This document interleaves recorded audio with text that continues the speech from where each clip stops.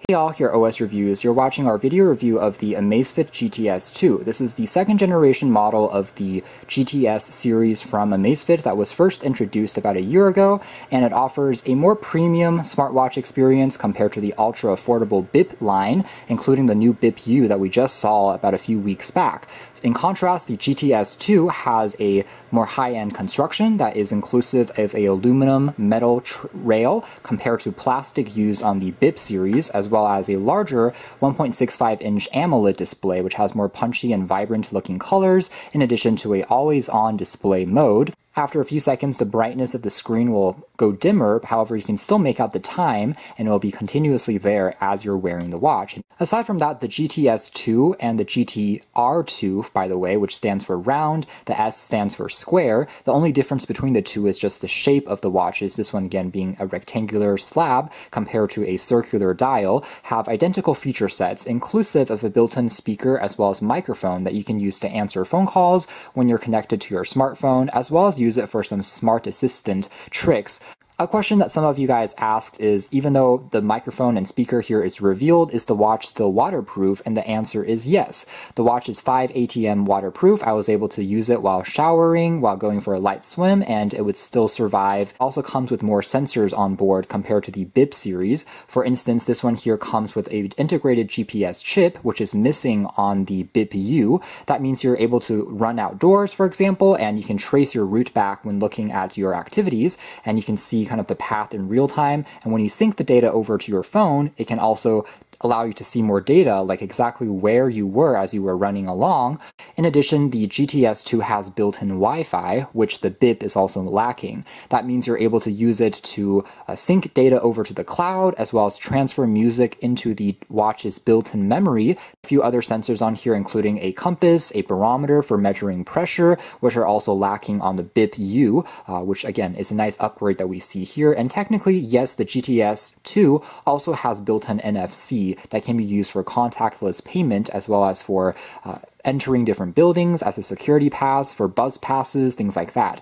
The unfortunate thing though is it doesn't seem to work with, say, Google Pay, which requires either Android Wear Watch or the software to be more open sourced. So at the moment, the NFC, if you're using it for payment, is only compatible with Alipay, which is widely used in China. Regardless, before we take a closer look at the software, as well as talk about the performance after using it for a few days, taking a closer look at the design, again on the back here, we do have an array of sensors for optical heart rate measurement, in addition to things like sleep tracking, as well as SpO2, blood oxygen monitoring is also built on in, as well as the charging contacts. The charging system is exactly the same as the one used on all the current generation Amazfit wearables. These magnetic pins can snap pretty easily onto the back and quickly top it up in around an hour. And speaking of battery life, the GTS 2 is rated to last roughly 7 days. However, that is only if you are doing a few things, include turning off Wi-Fi, as well as limiting the always-on mode. And in regular usage, where you're also activating all the sensors, including GPS, as well as raising the screen brightness, I personally found the battery to be a little bit closer to around 3 days before I needed to recharge it again, which is still better than many Android Wear smartwatches, as well as the Apple Watch. However, it is something to keep in mind. Or if you hop into the eco mode and really reduce the amount of tracking that's going on, it will be able to get you through even more than 7 days. And then the crown key here is also slightly dipped in to make it harder to accidentally press if you hit it against something, but still very tactile and responsive.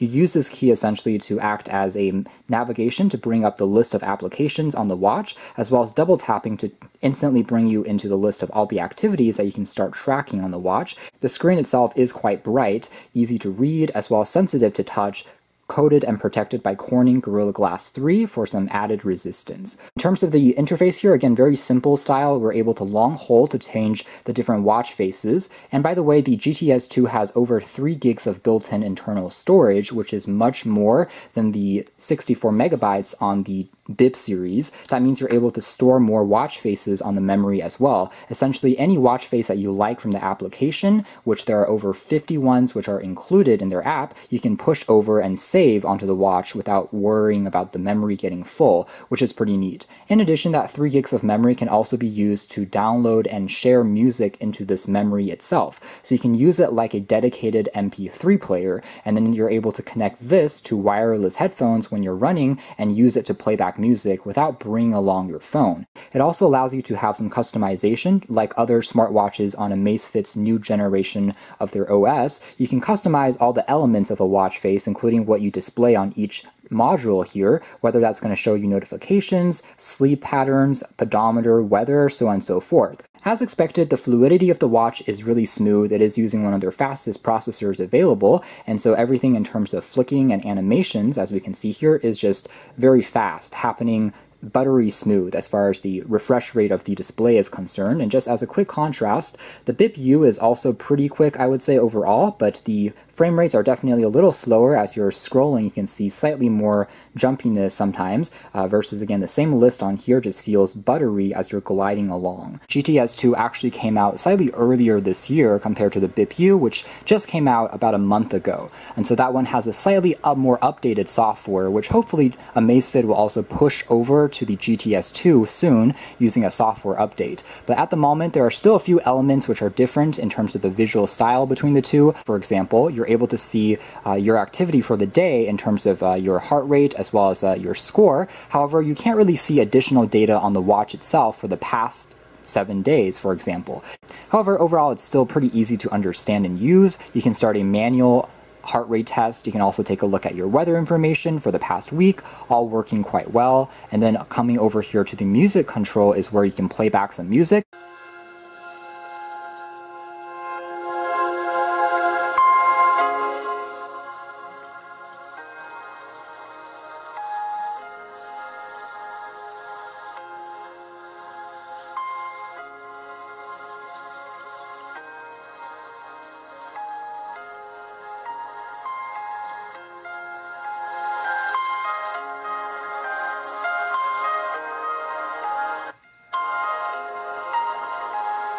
So just pausing things there, overall takeaway is the speaker quality is better than expected, I'd say, for something so small on your wrist. It actually gets louder than I was thinking. Also using as a speakerphone when you're answering phone calls, as well as for alerts and notifications, it's more than loud enough to get your attention. It doesn't really distort, which is a surprise, although it doesn't have too much bass either, as expected for something so tiny, however. We have the ability to go into a shortcut list of different types of activities that you can see at a glance, all in one screen, which is, by the way, something that you don't have on the Amazfit BIP-U, as well as coming back here now onto this main page. Watch does also have a auto detection for the brightness. There is a proximity light sensor, so if you're pointing at something brighter, it will turn up the brightness of the screen, and alternatively, if you are in a darker environment, you can see that the brightness here will automatically drop to conserve on battery. There's also some auto detection modes on here, including automatic workout detection. If it's knowing that you're starting to run, for example, it will start to track it as a session for you automatically, as well as the ability for you to customize what the crown key does in terms of tapping once or tapping twice. If you don't want to bring it to a certain application, you can change it to do something else that you may use more frequently. Now finally, coming over to the voice control, basically by flicking your wrist, and afterwards you'll be able to launch into the voice assistant, even an offline assistant which isn't smart but can still do certain things like lower or raise the volume. And when the voice assistant is activated, you'll see a small icon pop up down below, volume up. And you can see it's registered our voice, and right now it raised the volume 1 bar higher. As far as the sports are concerned, there's quite a few modes that you can track on here, including outdoor running, walking, cycling, treadmill, swimming, since again it's waterproof, climbing, free training, and additional sports as well that you can further find under more obscure categories can all be found here. In total, there's actually over 90 different sports.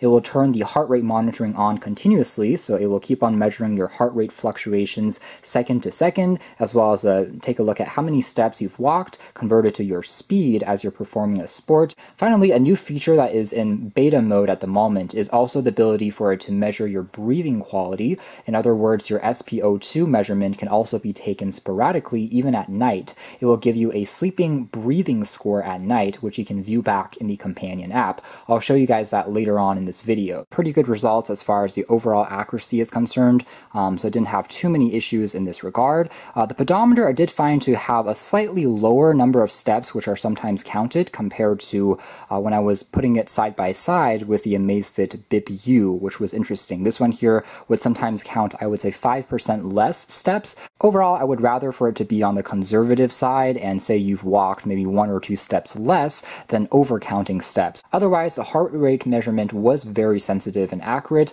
compared to other wearables. At least it was pretty much right on par with what I got from some Huawei Honor smartwatches, as well as Amazfit's own watches and bands I've tried in the past. It was pretty much giving me the exact same measurement. Sleep tracking was also pretty good in terms of giving me the amount of time I've napped, even during the day, which is a great improvement actually compared to past wearables which omitted this precision. It can only track your sleep at night, for example, versus this one, which can even count naps that you take during the day. However, one thing I will say is that data is only available when you sync it over to your companion app. So speaking of the companion app, let's take a closer look at it. It's called Zepp, again showing you your heart rate pattern throughout the day, as well as the aforementioned sleeping score in terms of REM, as well as other stages of sleep, light sleep, when you're awake, when you're in deep sleep, and giving you an evaluative score out of 100 for your quality and how to improve in terms of different elements of your sleep, as well as to fall asleep earlier, waking up earlier as well. It will tell you those things, and you can also tag your mood to the day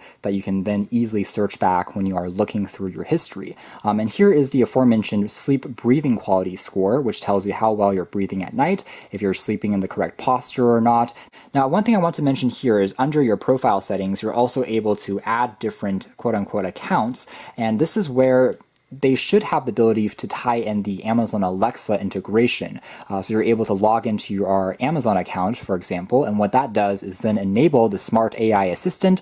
However, you'll notice here, at least on my particular version of the app, Amazon is not a choice of a account that I can add at the moment. What that means is the Alexa integration is currently still in the pending stage. Some users have reported that they've already got it, but for others, it's still a software update that will be here in the coming days. It is something that they've already shown us before as well in their other wearables and also on the cheaper Amazfit Band 5, so I would imagine it works in exactly the same way. But again, it's a matter of when they push over that software update. That's just something to quickly keep in mind here at the current status at the time of this video review. So that's more or less it as far as our hands-on review of the Amazfit GTS 2 smartwatch. It's definitely a more polished version of the Amazfit Bip that gives you more sensors, including the, again, compass, the barometer, the built-in microphone and speaker system, as well as a more premium construction with the metal that they have compared to plastic on the Bip. So if you want something that feels a little bit better and looks a little nicer on your wrist, then this could be worth taking a closer look at. It definitely has more tricks up its sleeve. With that being said, of course, it's not perfect. It's a software update away from being even better, I'd say, giving us the new UI that allows us to see data from the past week, our sleep data from the watch itself would all be really neat to have, in addition to a few other tricks, again, unlocking the functionality for the Alexa support. So if all you need is something that's lightweight but looks very premium and feels very sleek, this could be worth a closer look. A great sports everyday smartwatch. That's been the Amazfit GTS 2. Thanks for watching here at OS Reviews.